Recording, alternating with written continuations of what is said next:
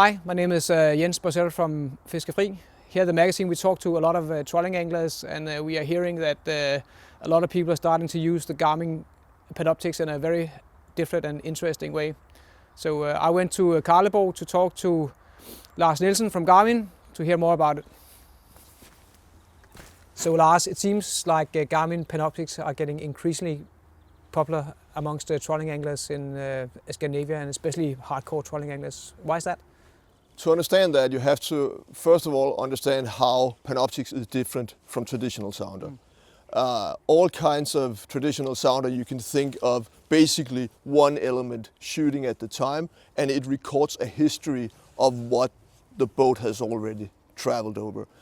Panoptix is different because it has multiple elements that can shoot at the same time. So suddenly you can see movement. Suddenly your sounder image is no longer history, it is live, it is real time. So what does that do for you? I think the best way I can describe it is the fact that when you fish with Panoptix, basically all day, you yell and scream at fish, even if they're not biting. Yeah, I've tried that. Yeah, I'm sure, I know. So that's probably the really big difference. Even if you have like a difficult day and the fish are not really biting, you still had so much excitement because you know what's going on around your lures. Yeah, and you can actually see, you can tell the difference between fish species when you see them. Because you can see the shape, you see the fins, you can see kind of almost everything. Yes, yeah. Obviously, with this technology being so different, all kinds of fishing have been looking at it and thinking, okay, can I apply this in this style of fishing? Obviously, trolling anglers have been having the same idea, but until recently, not a lot of people have taken the leap and tried out Panoptix. But obviously, the thing with trolling is that in this kind of fishing, you really don't see the fish unless they're on the hook. You have no idea what's going on. If you don't catch anything, you don't know if you're in the wrong area, if the fish are just not biting, or if you're using the wrong lure, the wrong speed. So you're fishing in the blind, but Panoptix can change that because you see the fish coming to look at your lure. You can see, are they actively hunting? Are they aggressive? Or are they just lazily checking out the lure? And I mean, if you see the sea fish in the area, obviously you can stick around and wait until they're ready to bite. Yeah, and especially in trolling, you often had these followers that follow the bait, and nothing really happens. You can see that on the film when you film them. But when you have this system, you can actually make you can speed up or slow down or something to provoke a reaction from the fish and get the bite. Exactly. Change your lures. Do something. All of you. I mean, as a trolling angler, you have sort of an arsenal of tricks that you would otherwise use in the blind, but suddenly you can use them out of at the right time. Awareness or knowledge of what is going on. Yeah. So I've tried it in my pike fishing, and I've had quite a few situations where I actually could see it make a difference because I could see the fish, I make the change in the speed or something, and I get the bite instantly, like bang. What about the other types of fishing? Have you?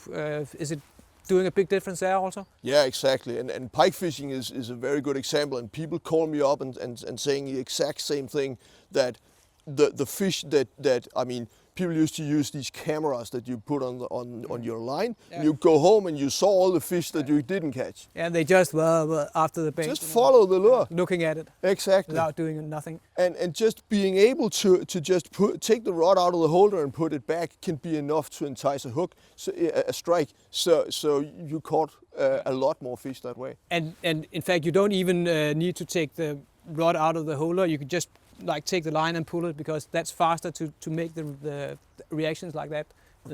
Of course. But anyway, in trawling, and specifically salmon trawling, which is pretty much what we're talking about here, where I became aware of this was at Trolling Master Bornholm. I think this is the biggest trolling competition in the world with about 400 boats every year. And last year, first, second, third and fourth place all went to Garmin equipped teams. And what was interesting was that they were all using Panoptix.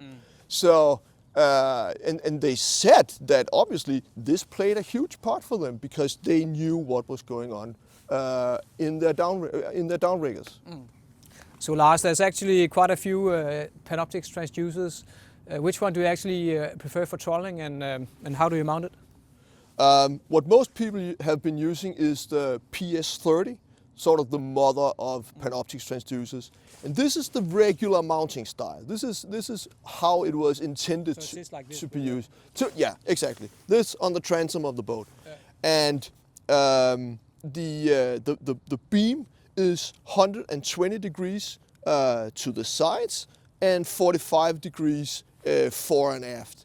So it's wide this way. So it's wide this way, exactly. Pretty much like side view. You want to know what's going on to on both sides of your boat, except obviously it's live.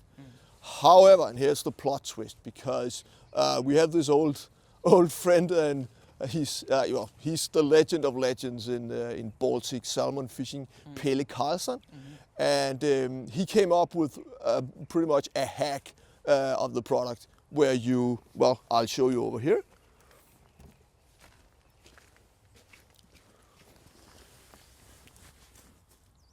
If you turn the transducer 90 degrees, it's no longer looking to the sides, it is looking forward and behind the boat.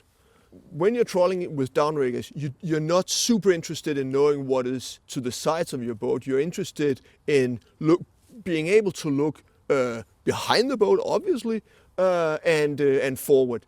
And when you turn the transducer like this, you'll be able to see several boat lengths in front of the boat. You see the fish coming, and you're actually able to adjust the height of the downriggers and so on. So you present your lure exactly where the fish is, and you'll be able to troll faster and in more current and let your lures farther back and still be able to see them. What you have to understand is that this is a hack of the product. Like I told you, this is not the intended use. This is not a solution that is driven by Garmin or supported by Garmin. If you call Garmin tech support, they're going to tell you this is not the intended use. But if you know what you're doing, obviously there's some advantages to this. Okay, so let's just summarize. Instead of shooting this way, it will shoot this way. Yes. Yeah. And you have 3D presentations in the menu to the PS30, and they're going to be obviously not. They're going to be wrong because the transducer is certainly turned. But for this use, for the live presentation, it gives you the advantage of looking sort of in the right direction, right? And so it could give you more fish. Yes. Yeah. So how does it look on the screen?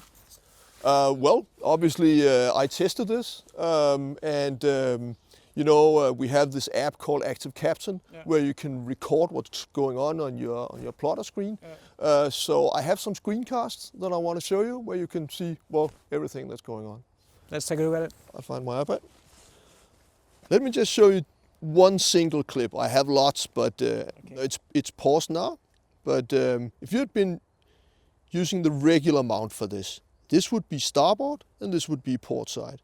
But since we turned at 90 degrees, this is now forward and this is behind the boat.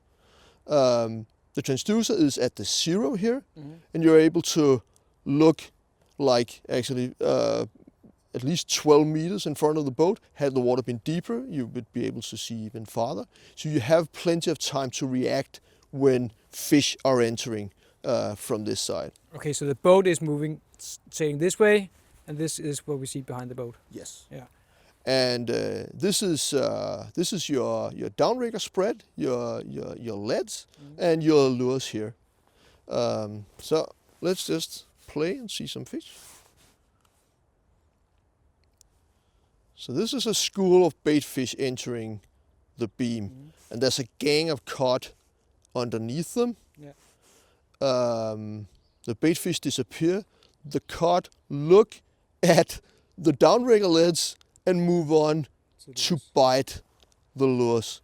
Look at this one. Yeah. It bites the lures. The lure comes off. The other fish actually hooks up on the lure here. Yeah. Fantastic. You see the lead falling back as the clip releases. Yeah. All right. I can even show you the fish being caught here. See, this is the same thing on the screen.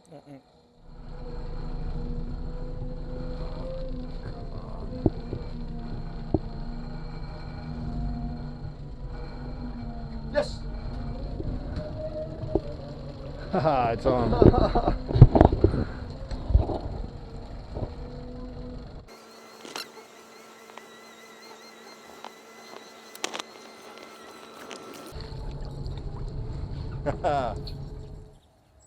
That's pretty convincing, I would say.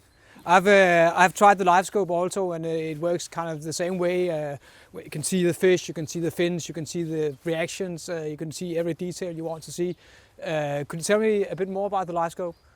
Yeah, well, that's the latest generation of Panoptix technologies, and unless you've been living under a rock, you've seen all of these small videos on social media that are so amazing. It's like looking into an aquarium. Yeah. So obviously, people are going to ask themselves, do I want to use live scope more rather than PS30 for trolling? But the thing is with live scope is that it has a much narrower beam, where the PS30 is 45 degrees, the live scope is only 20. So if you wanted to use this, you would need one transducer per downrigger and actually one screen per downrigger. So, well, be my guest if you want to do that. But I mean, most people would want to just have one transducer with a cone that is wide enough to watch your whole spread at a time. Okay. But now that you mention it, yes, there have been several generations of Panoptix already, and people are going to ask themselves, where is this going to be in the future? Where is this going? And like I said, this is not something that is driven by Garmin. This is about users taking a technology and applying it to a different use than what it was intended. So nobody knows where this is going. And at this stage, this is for the innovators, the first movers, those who want to be on the bleeding edge and try something that can change their fishing. What I can tell you is that you will remember the day where you went fishing with this for the first time. That's for sure, that's for sure. Anyway, nice to hear more about this, and I think you better take me on your next trip. You're welcome.